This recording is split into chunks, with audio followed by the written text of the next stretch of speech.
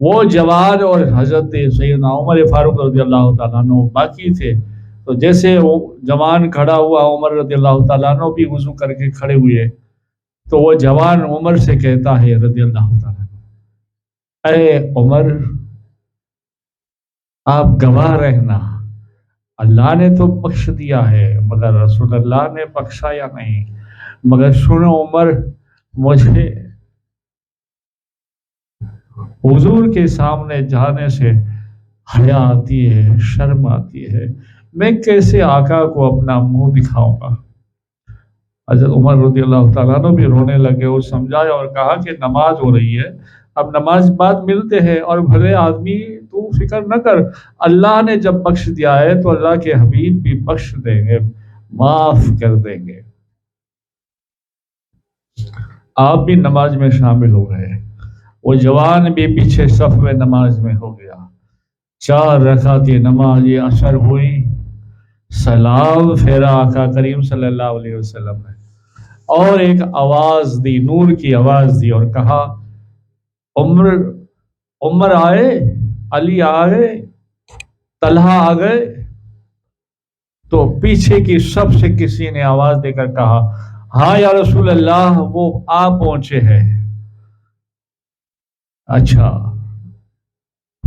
دعائے خیر ہوئی، سب لوگ حلقہ بنا کر بیٹھ گئے، اتنے میں ایک آواز آئی رونے کی، دیکھا تو حضرت عمر فاروق رضی اللہ تعالیٰ عنہ رو رہے تھے، وہ کہہ رہے تھے کہ یا رسول اللہ، ہم اس اللہ کے نیک بندے کو، اللہ کے اور آپ کے عاشق کو تو لائے، مگر اس نے سجدے میں ہی اپنی جان دے دی، اور یا رسول اللہ آخری اس کے الفاظ تھے کہ میں اپنے پیارے نبی کو کیسے منہ دکھاؤں گا، مجھے حیا، مجھے شرم آتی ہے۔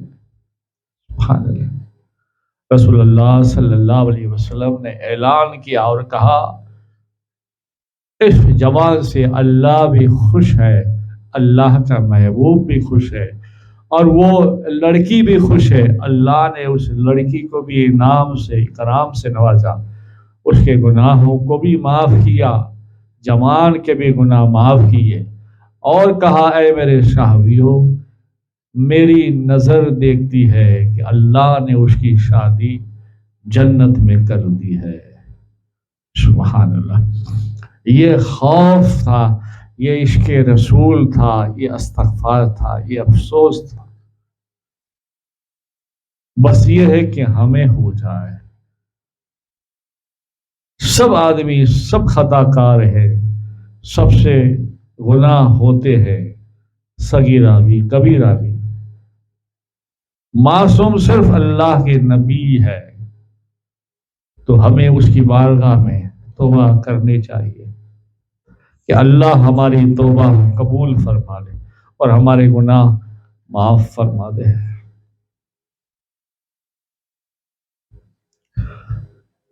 تو سیدنا فاروق اعظم رضی اللہ تعالیٰ عنہ کو شہادت کا بڑا شوق تھا، اور آپ دعا بھی کرتے رہتے تھے کہ اللہ مجھے شہادت نصیب فرما۔ حضرت انس بن مالک رضی اللہ تعالیٰ عنہ سے مروی ہے، رسول اللہ صلی اللہ علیہ وسلم ایک مرتبہ احد پہاڑ پر تشریف لے گئے، اس وقت آپ صلی اللہ علیہ وسلم کے ہمراہ سیدنا ابوبکر صدیق، سیدنا عمر فاروق اور سیدنا عثمان غنی رضی اللہ تعالیٰ عنہ تھے۔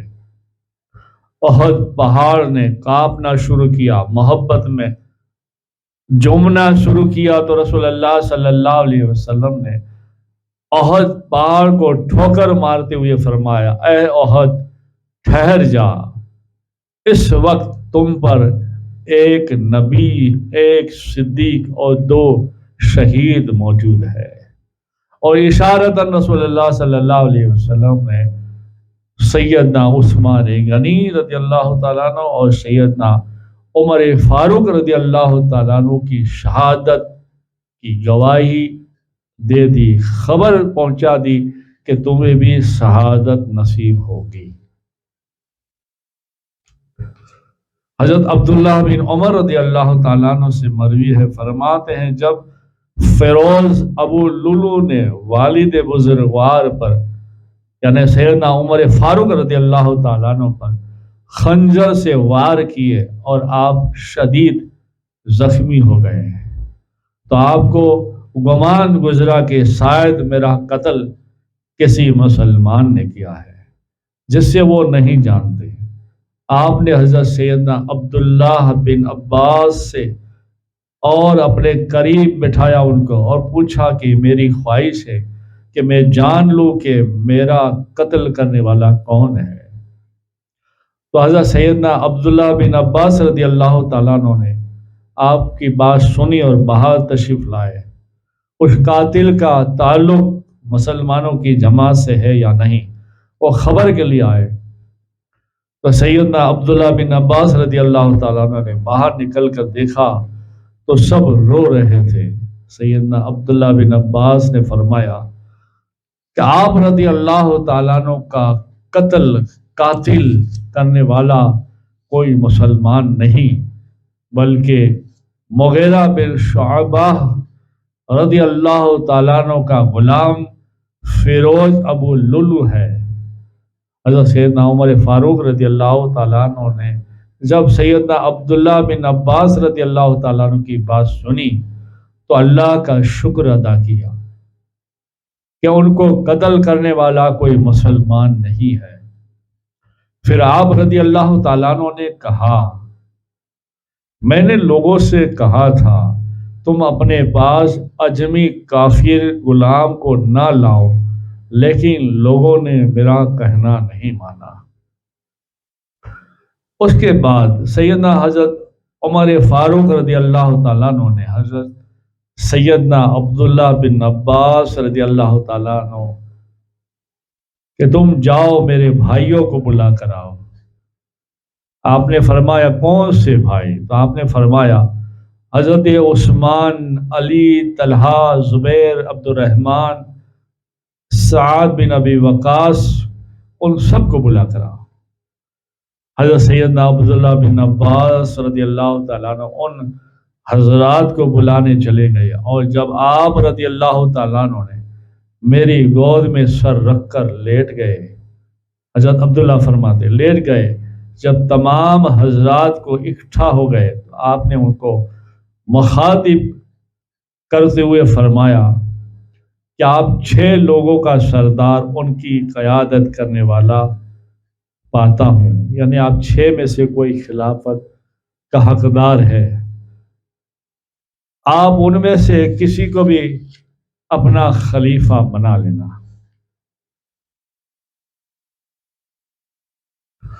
اور اس درمیان خلافت نہ آئی، اس درمیان حضرت شہید رومی رضی اللہ تعالیٰ عنہ لوگوں کو نماز پڑھائیں گے۔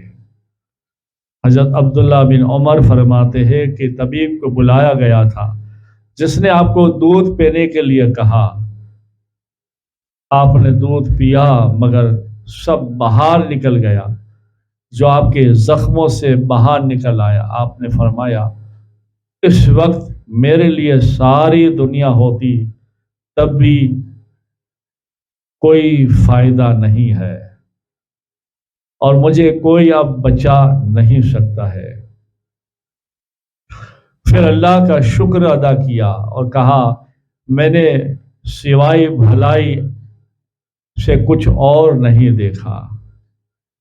حضرت عبداللہ بن عباس فرماتے جب آپ کی بات سنی تو اللہ تعالیٰ آپ کو جزائے خیر دے، ہم نے دعا فرمائی کہ اللہ تعالیٰ آپ کو جزائے خیر دے۔ رسول اللہ صلی اللہ علیہ وسلم نے آپ کے لیے دعا فرمائی تھی جب آپ مسلمان ہو چکے تو مکہ فتح ہوا، مکہ میں کسی کو خوف نہیں تھا اور کھلم کھلا لوگ نماز پڑھتے تھے، اسلام کو تقویت طاقت پہنچی، اور ہجرت آپ نے کی تو آپ جیسی ہجرت کسی نے نہیں کی، اور مسلمانوں کو فتح میں ہر جنگ میں آپ کا ساتھ تھا۔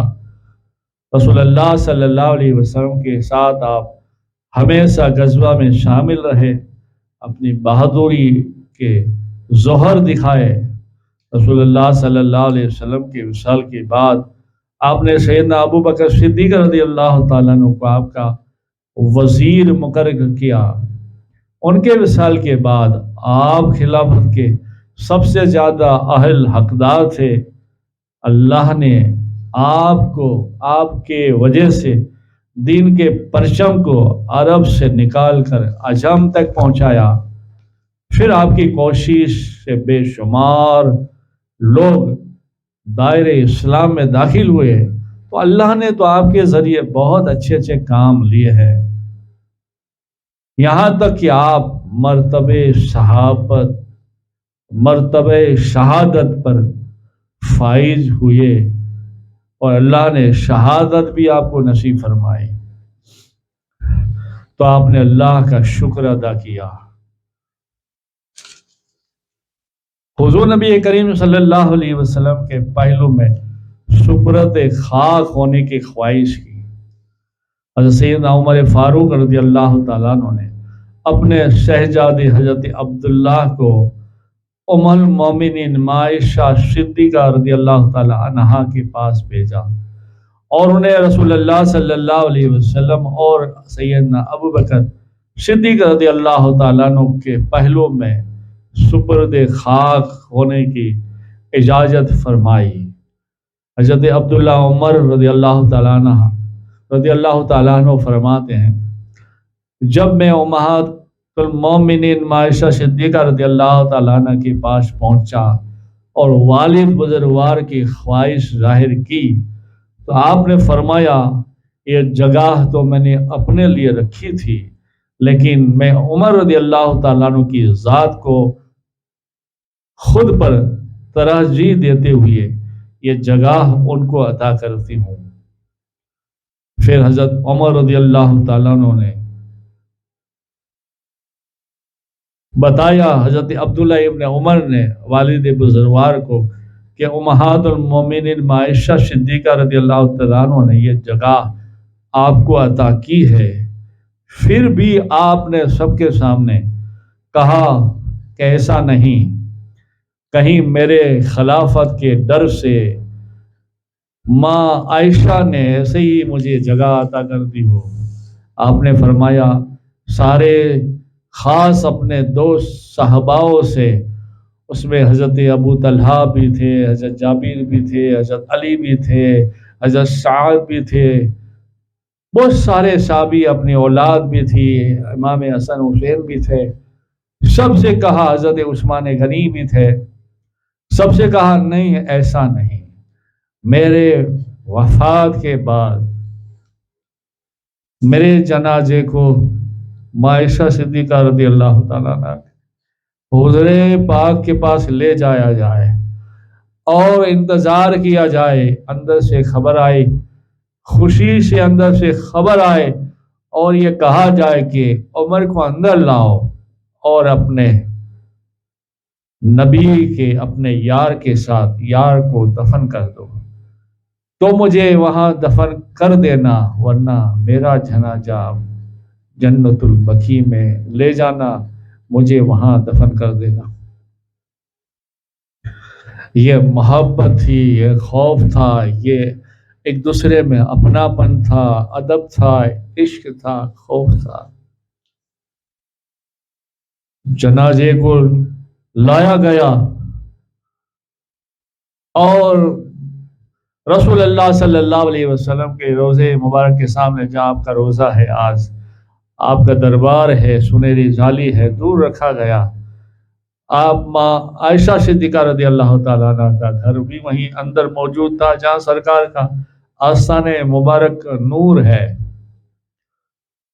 تھوڑی دیر کے بعد عائشہ صدیقہ رضی اللہ تعالیٰ عنہ کی طرف سے پیغام ملا کہ عمر کو اجازت ہے خوشی کے ساتھ اپنے نبی کے ساتھ، اپنے یار کے ساتھ دفن کیا جائے۔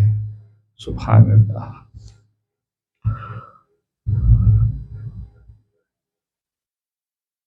سیدنا عمر فاروق رضی اللہ تعالیٰ عنہ نے یہ بھی وصیت کی تھی کہ جب میں مر جاؤں تو میری آنکھیں بند کر دینا، میرے کفن کو زیادہ مت معیار دینا، یعنی زیادہ کفن نہ دینا، میں اللہ تعالیٰ کی بارگاہ میں مقبول ہوا تو مجھے دنیا سے بہتر کفن مل جائے گا، اور اگر میں اللہ کی بارگاہ میں مقبول نہ ہوا تو یہ کفن بھی میرے پاس نہیں رہے گا اور مجھ سے چھین لیا جائے گا۔ میری قبر زیادہ لمبی اور چوڑی نہ کرنا، کیونکہ میں اللہ تعالیٰ کے نزدیک معتبر قابل قبول ہوا تو میری قبر کو اللہ حد نگاہ تک وسیع کر دے گا، ورنہ میری قبر جتنی مرضی چاہے لمبی اور چوڑی کر دو، مجھے اس میں تنگی ہی نظر آئے گی اور میری پسلیاں ٹوٹ کر بکھر جائے گی۔ حضرت عمر رضی اللہ تعالیٰ عنہ کی شہادت 27 ذی الحج کو زخمی ہوئے اور محرم کے چاند یا پہلی محرم کا آپ کا وصال ہوا،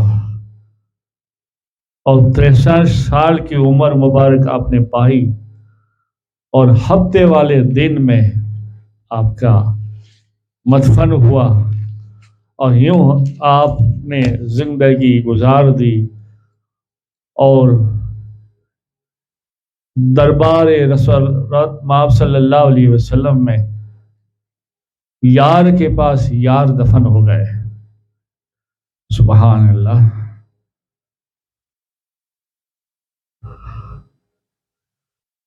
پہلی اذان سے گونج اٹھی کعبے کی فضا، ایمان لایا جب شہ والا گہرے عمر، ہوتا عمر جو ہوتا نبی کوئی میرے بعد، ہوتا عمر جو ہوتا نبی کوئی میرے بعد، عمر اس قول مصطفیٰ نے بھی بہتر کر دیا، یہ ہے عمر۔ سب کارنامے زندہ جاوید اس کے ہیں، سب کارنامے زندہ جاوید اس کے ہیں، اسلام کا وقار و حشمت سر بسر عمر ہے، عمر ہے، عمر ہے۔ سرکار پاک صلی اللہ علیہ وسلم کی اس حدیث سے بات کو ختم کرتی ہوئی ہے، رسول اللہ صلی اللہ علیہ وسلم نے ارشاد فرمایا، میرے 4 وزیر ہے، 2 آسمانوں میں ہے، 2 زمین پر ہے۔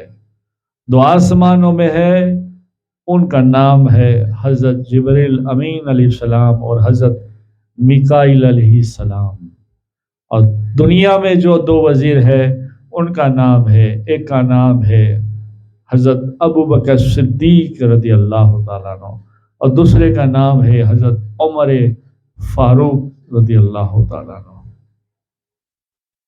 سبحان اللہ، سبحان اللہ۔ آپ کے بہت مراتب ہے، واقعات ہے، حکایتیں ہے، مگر میں نے 4 خلفائے راشدین کے مختصر بیان کیے۔ آپ ضرور اسے سنیں، لوگوں تک پہنچائیں، سنائیں کہ اللہ ہمارے عشق دل میں عشق رسول پیدا کر دے، خوف الہی پیدا کر دے، اور اللہ ہم سے راضی ہو جائے، راضی ہو جائے۔ اللہ سے دعا ہے اللہ اس مبارک سیرت کے صدقے، 4 خلفاء کے صدقے، کل صحابہ صحابیہ تابعین طبع تابعین کے صدقے، جمیع اولیاء اللہ کے صدقے حالات کو اچھے کر دے، کل مومن کو عمل والا کر دے، عشق عطا کر دے، خوف عطا کر دے، اور عمل کرنے والا بنا دے۔ عمل ہوگا تو انشاءاللہ بیڑا پار ہے۔ عمل سے بنتی ہے زندگی، جنت بھی اور جہنم بھی۔ یہ خاک کی فطرت ہے، نہ نوری ہے نہ ناری۔ محمد محمد کیے جاؤ، یہی نام لے کر جیے جاؤ۔ محمد محمد کیے جا رہا ہوں، یہی نام لے کر जिए जा रहा हूँ। ख्यालों में उनका ख्याल आ गया, निगाहों में उनका जमाल आ गया। ये खुलफाए राशिदीन, सारे साहबी, उनके दिलो दिमाग में उनका ख्याल था, उनका इश्क था, उनकी अता थी, इसलिए ये कामयाब हो गए। अता न इल्म से है, न अमल से है, न कपड़ों से है, न दिखाव से है। अता इश्क से है। इश्क सच्चा है तो मंजिल आसान है। इश्क सच्चा है तो अल्लाह के नबी भी मिलते हैं। इश्क सच्चा है तो अल्लाह भी मिलता है। इंशाअल्लाह फिर हम मिलते हैं एक दूसरे नए प्रोग्राम के साथ। जन्नत कैसे मिलेगी। सारे हमारे प्रोग्राम जो है वो आप देखा करें। बहुत सारे प्रोग्राम है FDS KPS के अंदर। इसमें ख़ास 2-5 बहुत मकबूल प्रोग्राम है जो राह रास्त पर ला सकते हैं, और उनमें हदीसें भी है, वाक़यात भी है, खौफ भी है, इश्क भी है। वो है बरक़ात दरूद व सलाम और तौबा की हकीकत, अखलाक नबी सल्लल्लाहु अलैहि वसल्लम, उम्मत से प्यार, अल्लाह की रहमत यानी कुरान व हदीस से मग़फ़िरत, नेकियां और जन्नत। और जन्नत कैसे मिलेगी उसका ख़ास प्रोग्राम हो रहा है। वक्त पर इंशाअल्लाह तुम तक पहुंच जाएगा। बस मेरी ये दुआ है कि अल्लाह तुम्हें और मुझे, कुल उम्मत को आबाद रखे और अमल वाली ज़िंदगी अता फरमाए। ये मेरा सिर्फ अल्लाह अल्लाह के रसूल के लिए, अल्लाह वालों के लिए, आपके लिए ये प्रोग्राम बनाना है। कोई ख्वाहिश नहीं, किसी से कोई लेना नहीं। बस आप सुनते चले जाएं, सुनाते चले जाएं, अल्लाह उससे राज़ी हो जाए, खुश हो जाए, और अपने आका भी खुश हो जाए।